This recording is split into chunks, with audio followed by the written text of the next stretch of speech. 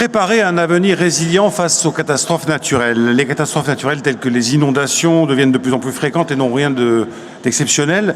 L'organisation en amont fonctionne de mieux en mieux, la mise en place s'organise rapidement, mais en ce qui concerne les interventions post-sinistres telles que l'assèchement technique, la désinfection, le traitement des moisissures, la rénovation, etc., toutes ces opérations ne sont pas envisagées et sont très souvent faites par des entreprises non professionnelles ou non averties, ce qui entraîne soit des détériorations qui auraient pu être évitées et cela surtout retarde le retour à la vie normale des sinistrés et ça a des conséquences beaucoup plus importantes encore lorsqu'il s'agit d'entreprises puisque ces rénovations mal faites peuvent entraîner la mort de l'entreprise et sa fermeture. Pour parler de ce sujet bien évidemment d'actualité, j'ai à ma gauche Jasminka Marcourt-Ursa qui est conseillère technique de Calicine, qui est une association qui regroupe des chefs d'entreprise intervenant après des sinistres incendies, dégâts des eaux, catastrophes naturelles. Bonjour. Oui, bonjour. Bienvenue. Merci. Face à vous se trouve, je vais y arriver, où ai-je mis son nom? Le voilà.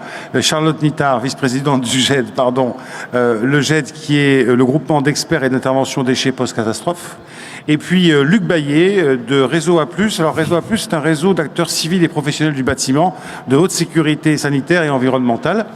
Il va nous parler bien sûr peut-être de son réseau, mais également des architectes de l'urgence, qui sont ceux qui justement s'impliquent dans cette prise en compte des bâtiments, des entrepôts, du tertiaire, lorsqu'il y a effectivement une catastrophe naturelle qui s'abat sur un territoire. Alors peut-être une première question à vous, Jasminka. Qu'est-ce qu'on peut appeler notion d'urgence post-catastrophe? Voilà. En fait, lorsqu'il y a une inondation, ce que tout le monde a pu constater, ce qu'il y avait comme dégâts, tout ce qui se passe pendant la catastrophe ou juste quelques heures avant, tout ça est très bien cadré. De mieux en mieux cadré, on va dire. C'est-à-dire que les pompiers, la force civile, le bénévolat, tout le monde s'implique là-dedans. Le gros problème, c'est l'urgence qui arrive dès que les eaux sont parties. Et là, à ce moment-là, il n'y a pas grand-chose qui est organisé de façon à réduire, à raccourcir les délais de revenir à une vie normale. Que ce soit pour une entreprise, son activité, ou pour des particuliers, reprendre leur vie telle qu'elle était avant. Pourquoi il n'y a pas assez de rapidité et d'intervention? Voilà, parce que très souvent, il faudrait que ce soit préparé très en amont de la crise. Donc, ça veut dire qu'il faut avoir un regard pour analyser tout ce qui s'est passé avant. Quelques chiffres seulement. On a en France 15 000 communes qui sont confrontées au risque d'inondation. Dans ces 15 000 communes, on a 300 agglomérations qui sont directement visées. Donc, ce qui veut dire que c'est un risque qui concerne énormément de monde en France. Et il faut qu'on a de plus en plus en France des PPRI, c'est-à-dire des plans de prévention du risque inondation. Et quand on est dans une zone inondable, pour bien faire, un chef d'entreprise ou des particuliers, c'est-à-dire aller vérifier à quel type d'inondation on est confronté. D'abord, est-ce qu'on est confronté à une inondation de plaine ou est-ce qu'on va être confronté à une inondation torrentielle? Et là, on va avoir, par exemple, deux possibilités de réagir. Soit on résiste, soit on cède. Et ça veut dire qu'en amont, on va préparer face à cette situation. Si on est en zone de plaine, par exemple, ou bien des risques de crues très lentes ou de nappes phréatiques, comme par exemple à Paris, on va mettre en place une stratégie de résister. Ça veut dire on va mettre des bâtards d'eau, on va fermer tout. Si on est dans le cas, par exemple, de ce qui s'est passé à Cannes l'année dernière, où on est dans des régions où on peut avoir des pluies torrentielles, là, au contraire, il faut laisser passer l'eau. Donc, on doit déjà préparer ça, avoir une visibilité là-dessus en amont. Et donc, il y a des statistiques, il y a plein de choses. Ensuite, deuxième point, c'est face à ces risques-là, eh bien, il faut que les collectivités, les entreprises s'organisent de façon à répertorier les entreprises spécialisées en intervention post-sinistre. Savoir dans la région sur qui peut-on compter pour intervenir dès que l'eau est partie. Parce que plus on va attendre, plus on va avoir des dégâts. Deuxième chose, les collectivités doivent savoir sur quel parc de matériel, de machines, ils peuvent compter. Et aussi, ils peuvent se dire, par exemple, telle entreprise, vous, en cas de crise, combien de machines ? Et ces entreprises vont aussi faire appel à d'autres entreprises en France, de façon à ce que quand la crise arrive, on peut dire que dans les 24 heures, on se retrouve sur la zone d'inondation avec des machines et pas uniquement des bras. Donc ça, c'est vraiment c'est en amont, c'est bien en amont. Alors, on va prendre un exemple. Vous parliez de plaine et de montagne, de plaine avec ce qui s'est passé, par exemple, en Seine-et-Marne, oui. Et puis de montagne, ce qui s'est passé à Cannes. On va prendre un exemple plus récent encore, en Corse. On va regarder quelques images.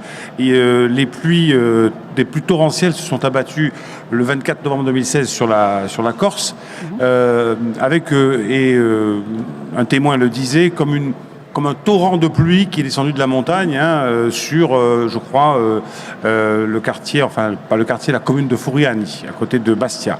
Et on voit effectivement, voilà, des litres de boue et des tonnes de déchets sont à évacuer. On voit là les dégâts que ça crée.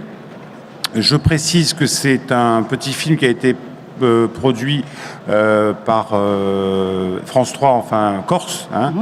Donc il y a forcément des droits, ne serait-ce qu'intellectuels, alors non pas à leur reverser, mais à évoquer. Et on voit effectivement, voilà, donc 230 personnes sont employées dans ce magasin, et du coup, on se retrouve en total chômage technique. Oui. Est-ce que dans ce cas précis, on voit les montagnes corse au-dessus de Furiani, est-ce que dans ce cas précis, on aurait pu intervenir, comme vous le disiez, enfin intervenir, anticiper, pour intervenir plus rapidement et permettre à ce magasin de reprendre son activité via Stella, voilà, François Corse via Stella, reprendre son activité rapidement? Oui, parce qu'une fois que ce qu'on a vu quand on a évacué les boues, déjà il y a la façon d'évacuer les boues. La haute pression, par exemple, n'est pas toujours recommandée. Et là, on est vraiment dans la technique parce qu'on va pulvériser des matériaux qui sont déjà fragilisés. Donc, il y a une méthode pour évacuer les boues.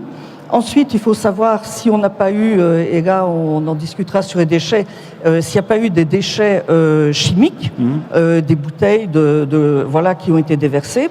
Donc, des entreprises spécialisées ont une méthodologie pour enlever ça. Et dès qu'on a fini d'évacuer les boues, la première urgence, c'est de mettre des appareils de déshumidification ou de déshydratation.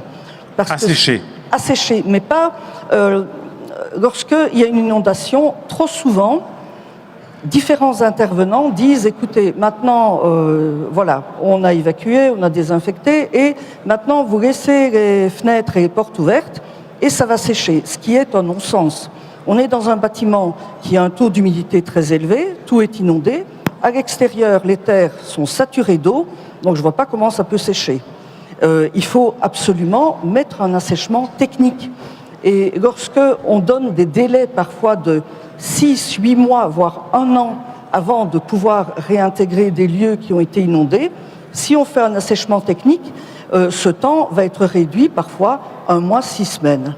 Et là, pour des sinistrés, ça leur permet de se projeter rapidement dans une optique de revenir à une vie normale. Autrement, 6 mois, 1 an, vous imaginez tout ce que ça peut faire comme dégâts, que ce soit dans une entreprise ou dans une famille. Luc Baillet, parlez-moi des architectes de l'urgence. Oui, les architectes de l'urgence, justement, sont nés en 2001, les pieds dans l'eau, puisque c'est l'époque où Abbeville a été inondée, et on peut le dire ici, les architectes de l'urgence l'ont dit après, pour éviter l'inondation de Paris. C'est quand même, on a maintenant des preuves qu'effectivement on a inondé Abbeville pour éviter l'inondation de Paris. Ceci, les architectes sont nés parce qu'ils ont attendu 15 jours, 3 semaines, les experts d'assurance. Et devant l'amplitude de la situation, sont plusieurs à avoir déclaré on va effectivement faire architecte des assurés. Ils avaient autour d'eux des assurés qui avaient les pieds dans l'eau. Donc c'est né effectivement d'une inondation. Ceci dit, très vite après, il y a eu d'autres événements, et je prendrai uniquement un événement particulier, AZF, où là on avait, alors là, catastrophe technologique, pas naturelle, mais on peut penser que c'est les deux-là. Et avec AZF, on se rend compte qu'il n'y avait plus de moyens de communication. On est en 2001, il y avait quand même déjà des téléphones portables. mais téléphone portable, les antennes, pas de téléphone portable, pas de téléphone filaire. Qu'est-ce qui restait effectivement pour pouvoir organiser et donner un avis sur, vous savez, il y a quand même eu 10 000 blessés, un nombre impressionnant. On peut assimiler ça, bien sûr, on peut extrapoler sur une situation naturelle, c'est pareil, quand les lignes téléphoniques... bien sûr. Voilà. Donc, l'expérience française, après, bien sûr, sera exportée. Ce qui s'est passé, c'est que les architectes de l'urgence sont, pour certains, à Toulouse, étaient des motards. Et donc, on a mis un architecte derrière un motard, association des motards en colère. Et c'est les seuls qui avaient encore de la CIBI qui fonctionnait.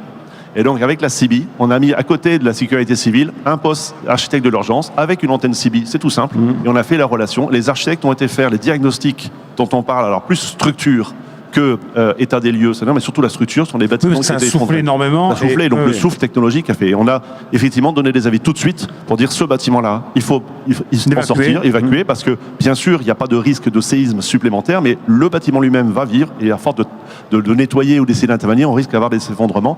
Et je fais le lien tout de suite avec Réseau A+, c'est qu'en même temps, on a dit attention, il y a les polluants du bâtiment qui ont été déversés puisque les matériaux ont été explosés, et ce qui était acceptable, notamment pour l'amiante. Il y a du plomb aussi, d'autres matériaux dangereux. Je pense à du mercure, je pense à du pyralène, etc., qui étaient déversés. On va commencer à nettoyer. Et en fait, tout de suite, il faut se préoccuper de l'accident chimique. Et ça, effectivement, c'était pas forcément la priorité. Sa priorité, c'était... Et donc, les architectes ont dit, oui, on connaît, on est des généralistes de bâtiments, on peut donner un avis et aider, parce qu'il y avait une centaine d'équipes quand même qui se sont déplacées, démultiplier d'une façon technique les avis de la sécurité civile. Et donc, voilà comment est né un petit peu l'architecte de l'urgence. Et depuis, alors j'excuse bien sûr Patrick Colombel, le fondateur, puisque maintenant c'est une fondation qui a été soutenue par l'Ordre des architectes. Et cette fondation intervient à l'international. Donc là, effectivement, Haïti, Népal, Philippines, c'est tous les grands séismes, catastrophes naturelles qui sont à chaque fois soutenus par des dons qui arrivent à l'architecte de l'urgence pour aller organiser l'urgence et surtout maintenant après la reconstruction avec des procédés et des avis technologiques pour essayer de faire avec des matériaux locaux et naturels des méthodes antisismiques. Voilà pourquoi architecte de l'urgence. Alors, bien sûr, quand on parle de catastrophes naturelles, on parle, vous l'avez dit tous les deux, de déchets. Le groupement d'experts et d'intervention déchets post-catastrophe, le GED, est là pour nous éclairer aussi sur la façon de prendre en compte ces déchets. Le GED qui a été créé en 2006 par la FNAD, la FNSEA, FEDEREC, l'ADEME et l'association Robin des Bois. Que fait-il, le GED, exactement ? Alors le GED, donc sa vocation, c'est une association à but non lucratif. Sa vocation, c'est d'améliorer la prévention et la gestion des déchets post-catastrophe. Et quand en 2006, le GED a été créé, c'était un enjeu qui était assez peu connu et assez peu pris en compte, avec des pratiques assez radicales d'évacuation des déchets bruts, sans prévention, sans tri. Et donc il y avait beaucoup de choses à faire. On a commencé en 2007 par faire, donc le GED post-catastrophe et l'association Robin des Bois, un rapport qui s'appelle Déchets post-catastrophe, risques sanitaires et environnementaux. Et ce rapport faisait un état des lieux, des pratiques à la fois en France et surtout à l'international, parce que vous avez des pays comme par exemple les États-Unis où il y avait une culture du risque et de la prévention des déchets qui était beaucoup plus avancée. Après, il y a eu le Grenelle de l'environnement en 2008 et on a saisi cette opportunité pour porter ce sujet déchets post-catastrophe au niveau national. Et il y a eu des améliorations réglementaires suite à ça, dont je vous parlerai après. Et en 2010, on a fait un rapport Xynthia sur les déchets, la gestion des déchets suite à Xynthia. Ce qu'on note tous, vous avez cité les membres fondateurs du GED, ce qu'on note, et puis les industriels du déchet dans leur ensemble aussi le notent, c'est que, et les collectivités bien entendu, c'est que suite à une catastrophe, en quelques minutes ou quelques secondes parfois, vous avez une quantité de déchets absolument astronomique qui est créée et qui peut représenter entre 5, 10 et 15 fois la production annuelle de déchets d'un territoire. Et ces déchets sont mêlés, sont compliqués à gérer puisqu'ils sont souvent mélangés à de la boue ou à des gravats.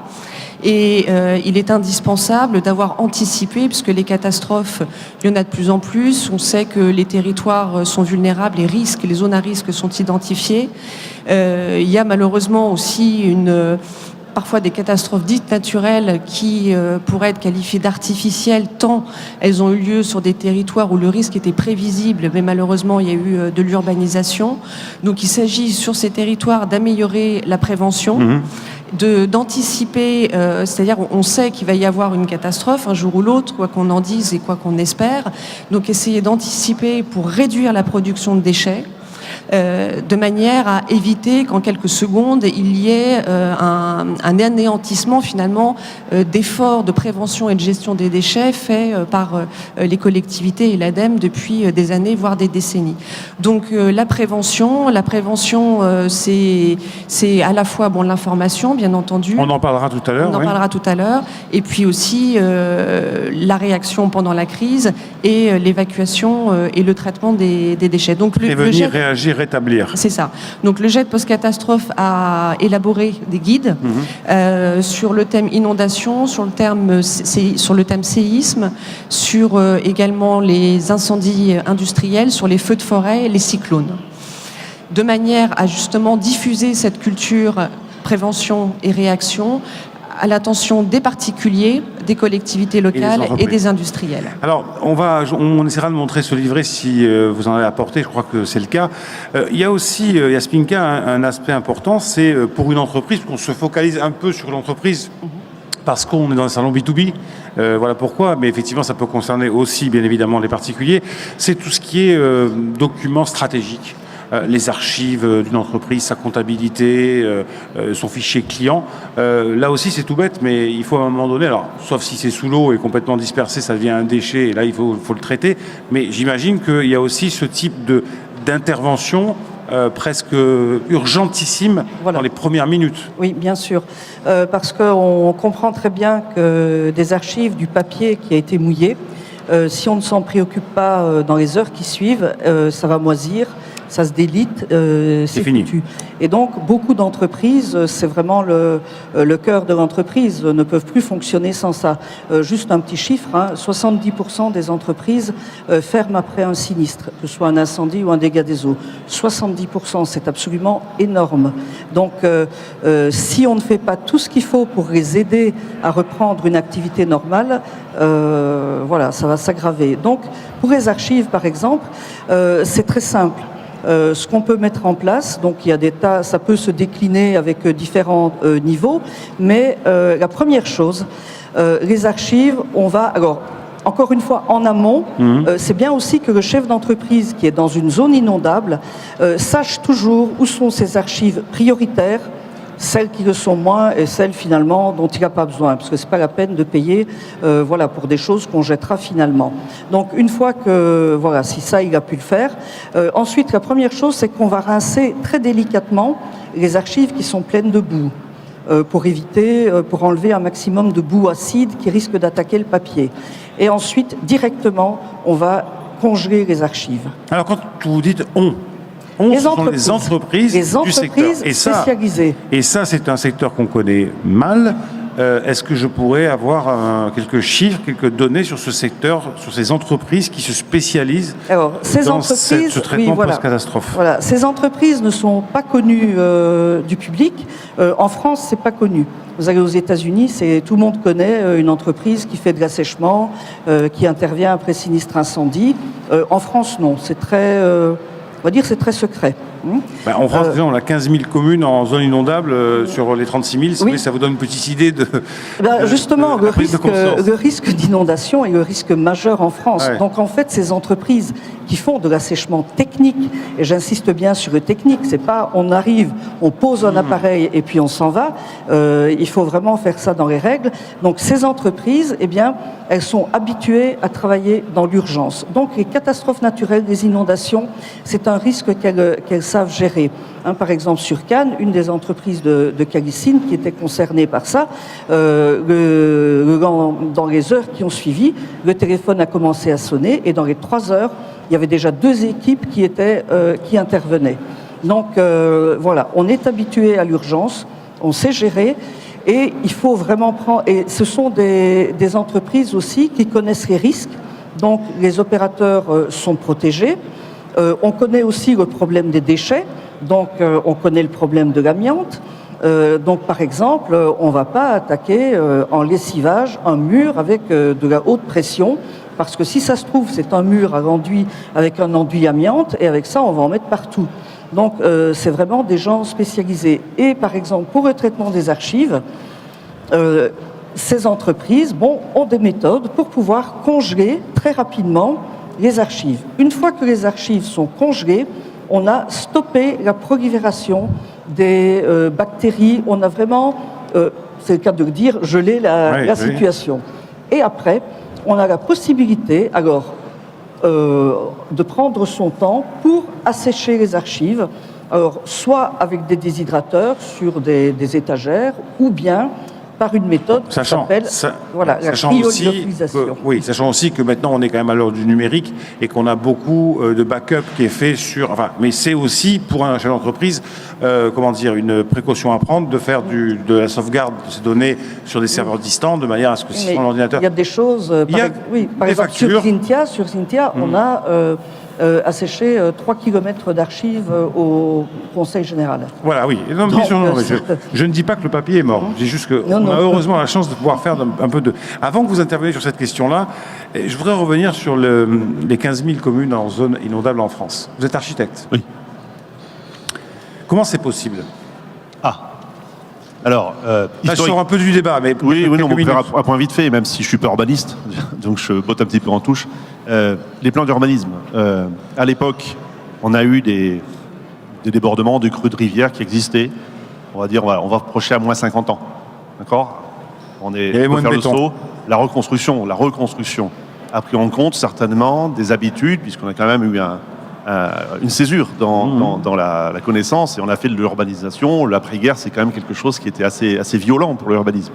Et donc, on a peut-être construit dans les endroits, dès ces années 50, où on construisait par avant, puisque la reconstruction, c'est pas forcément construire au même endroit. Mais par contre aussi, il ne faut pas oublier que l'urbanisation a donc développé une imperméabilisation des sols, si on parle de ça. Donc ça, c'est très clair et c'est rapide. Pas seulement les routes, évidemment, mais l'imperméabilisation des sols. Donc le système constructif, et je ne parle pas aussi des espaces verts, des pelouses, c'est pareil. L'imprégnation, à l'époque, on n'en parlait pas. Aujourd'hui, on parle de nouveau d'imprégnation. On revient à des systèmes avant où l'eau va s'imprégner. Pour mémoire, énormément de corps de ferme n'avaient pas de gouttière. L'eau s'appuyait dans le sol. Besoin. Non, pas besoin. Non, mais c'est même pas ça. On n'avait pas besoin de gouttières. On interdisait les gouttières parce que l'eau tombait au sol et venait s'imprégner et venait solidifier, humidifier les fondations. Dès lors, on a mis des gouttières. L'eau était évacuée et le sol se fissure. Donc, c'est une des réponses. En tant qu'architecte, c'est vrai que c'est étonnant, mais beaucoup de corps de ferme n'avaient pas besoin d'évacuer l'eau. L'eau était gérée sur place. Si on transforme ça avec, bien sûr, l'urbanisation, on peut avoir une réponse. On va essayer d'évacuer l'eau dans une centrale d'évacuation. Ça, c'est catastrophique. On revient aujourd'hui, les réponses qu'on donne aujourd'hui, on va stabiliser, on va tamponner pour avoir de l'eau qui va rester sur place. Voilà. Donc, mais je voulais faire un petit point sur pourquoi ces entreprises ne sont pas connues. Parce qu'en tant qu'architecte, moi, je ne connais pas ces entreprises. J'interviens, je construis le bâtiment, je fais la rénovation, mais je ne travaille pas du tout dans le sinistre. Et il faut dire aussi que ces entreprises ne sont pas des entreprises du bâtiment. Voilà, c'est simple. Les entreprises viennent du nettoyage. On a aujourd'hui, avec Madame Barcourt, effectivement, un débat sur quelle est la place réelle de ces entreprises. Et le préfet ne les connaît pas. Le préfet, s'il connaît les entreprises de bâtiment, quand il a un immeuble menaçant en ruine, il va appeler, il a le droit d'intervenir, il va appeler une entreprise de bâtiment, un démolisseur, une entreprise de bâtiment, un maçon. Là, il peut connaître des listes, on a des référents. Pour les nettoyeurs et les décontamineurs, c'est pas du tout les entreprises du bâtiment. Donc on a effectivement une césure aujourd'hui entre ceux qui interviennent en cas de sinistre, qui sont vraiment un monde à part. Alors je pense que les passerelles sont lancées, il faut qu'on puisse communiquer, mais l'architecte, il n'a pas du tout l'habitude, si on lui demande son avis, il connaît absolument aucune, à part si lui-même a été confronté à un sinistre. Mais professionnellement, il n'y a pas de lien. C'est en train de s'établir.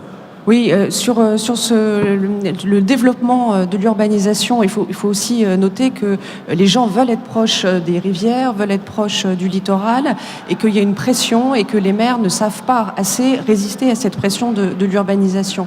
Et leur responsabilité peut être mise en cause, comme ça a été le cas pour Xanthia, absolument.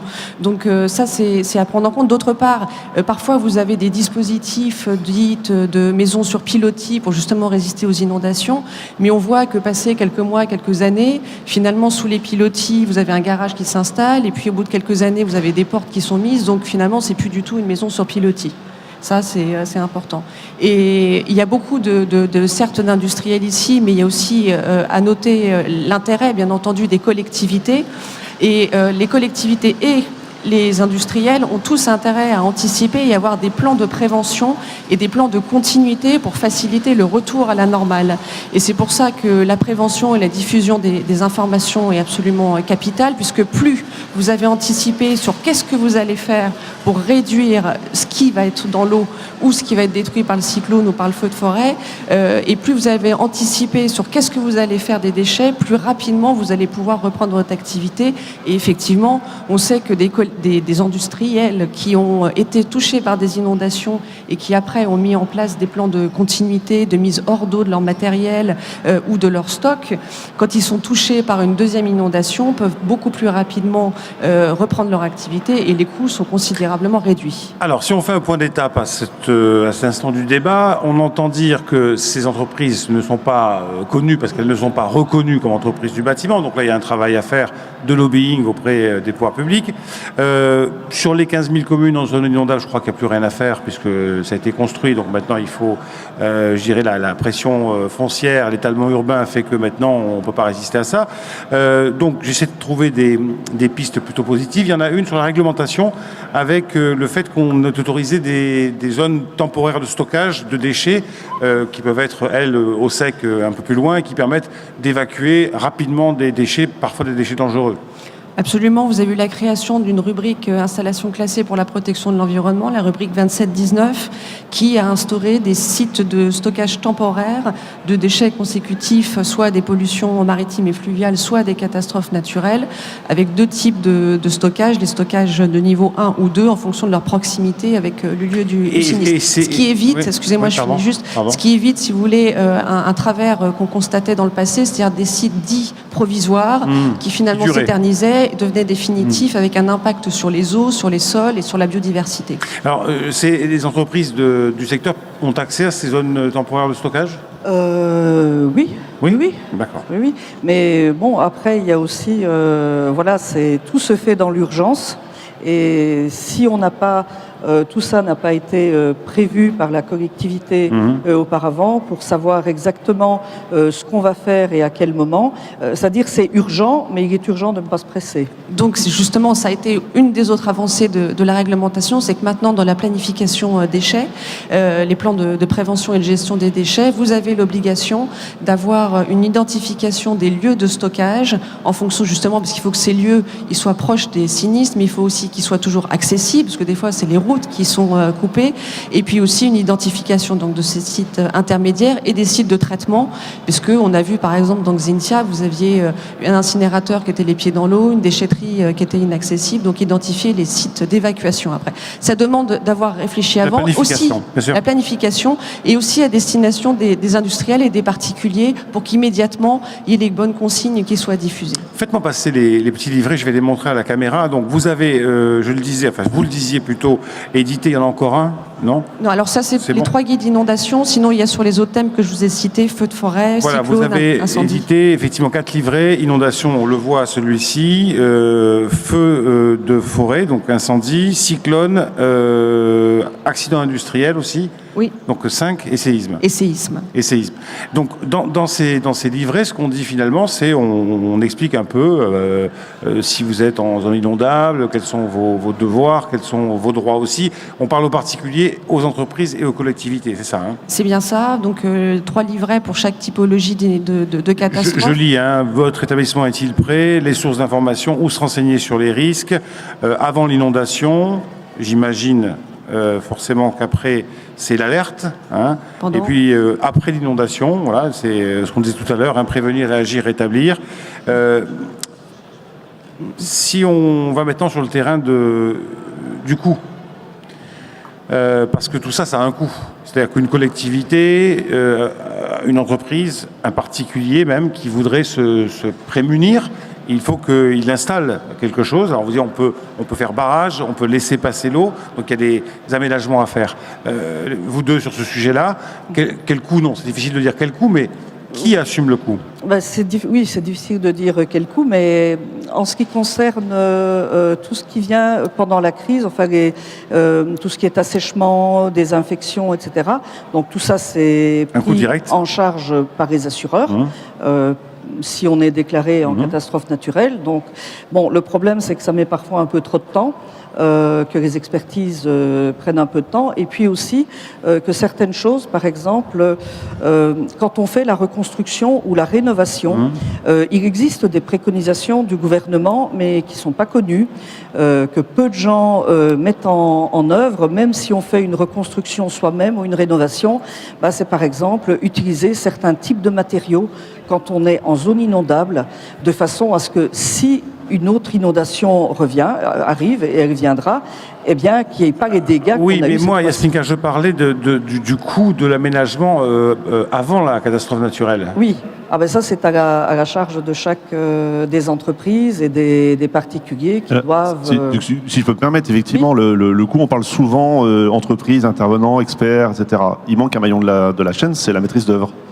Et la maîtrise d'œuvre, justement, qui se sensibiliserait à ces sinistres, pourrait dire en amont, voilà comment il faudrait faire. Et c'est pas aux entreprises de faire cette préconisation. Et que ça soit aux communes ou aux particuliers, c'est compliqué. On a une zone qui est apparemment reconnue comme inondable. Il faudrait effectivement qu'il y ait la capacité de chiffrer, de programmer un certain nombre de choses. Mais donc ça, c'est un problème de conception. Ça peut pas être demandé aux entreprises. Et là, c'est un maillon faible aussi. La maîtrise d'œuvre en sinistre n'existe quasiment pas. Et donc, bien sûr, les pompiers les services civils font leur intervention quand il y a un sinistre, mais avant et après, ça existe quasiment pas. Et je pense que le problème du coût ou du surcoût, je prendrai un cas particulier puisque l'association Raso A+, travaille essentiellement sur les polluants du bâtiment, notamment sur l'amiante, il faut dégager le coût du surcoût. Imaginons qu'un particulier ou un ensemble de particuliers ait un sinistre, dégâts des eaux, incendie ou quoi que ce soit au feu de forêt, et donc on va reconstruire avec un bâtiment et l'expert va dire, bah voilà, vous êtes une maison en bois, en briques, et puis on va refaire les 3 petits cochons, on va refaire la maison en paille, en briques et en bois. Des fois, on a des polluants du bâtiment ou notamment sur l'amiante, les toitures ou les couvertures, qui, depuis des générations, c'est là. Et l'assureur rechigne à payer le surcoût lié à ça. Parce que des fois, on est 30-40% du coût s'il n'y avait pas eu d'amiante. Or, ce surcoût-là, il est demandé aux assureurs et aux assurés de le prendre en charge. Réseau A+, dit depuis des années, ce surcoût qui est identifié devrait être pris en charge par l'État. C'est l'État qui a décidé d'eux. L'assurance rechigne fortement à prendre. Est-ce que l'assurance, dans la proposition de police qu'elle fait à l'entreprise ou aux particuliers, prend en compte le risque d'inondation? Inondation. Oui, le risque d'inondation, Il y a une surprime, oui. Oui, et puis si on est déclaré en catastrophe naturelle, il faut attendre vraiment le décret de catastrophe naturelle. Non, mais je parle là encore avant. Non, là c'est... Alors quand vous êtes en zone inondable, c'est ça le problème, c'est qu'il n'y a pas de concertation et qu'il n'y a rien qui est planifié. Mais ça coûte toujours moins cher quand même si c'est un investissement, de le faire avant que d'avoir à gérer après. Oui. Et il y a un peu un mythe sur l'état de catastrophe naturelle. Il y a beaucoup trop de gens, quels qu'ils soient, qui considèrent que c'est bon, du coup ils seront remboursés. C'est pas vrai, ils ne seront pas remboursés à tout. Et la gestion des déchets, l'évacuation des déchets, elle n'est pas couverte par les assurances. Alors, on arrive au terme de cette émission. La conclusion, finalement, c'est que tous les acteurs ont besoin de se mettre autour de la table, que ce soit effectivement les entreprises spécialisées dans la gestion post-catastrophe, les entreprises qui gèrent les déchets, des architectes, des assureurs, des collectivités locales, tous ceux qui devraient à un moment donné dire on prend le problème à bras-le-corps, puisqu'on le sait, malheureusement, le réchauffement climatique que nous vivons aura des conséquences assez désastreuses dans les années à venir en termes notamment d'inondations, de pluies torrentielles avec des épisodes pluvieux. On le voit quand on regarde la météo, c'est maintenant de plus en plus régulier. Merci d'être venu nous sensibiliser à cet aspect des choses. Bonne fin de salon à vous. Et on se retrouvera un peu plus tard pour une nouvelle émission sur Pollutech TV.